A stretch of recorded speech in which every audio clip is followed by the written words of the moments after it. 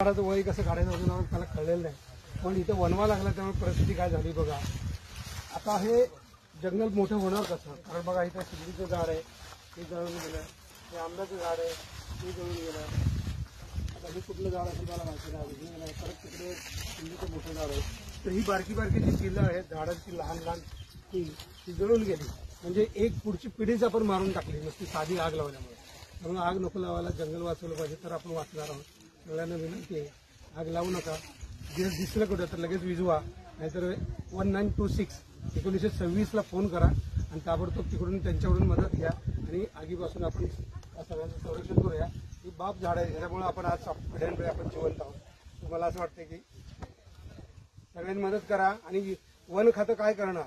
एका वन खात्यामध्ये 10-15 माणसांच्या जीवावरती 15,000 एकर 15,000 एकरपर्यंत त्यांच्या जमिनीची काळजी कशी घ्यायची? मला वाटतं आपण सगळ्यांनी सहभाग घेतला पाहिजे.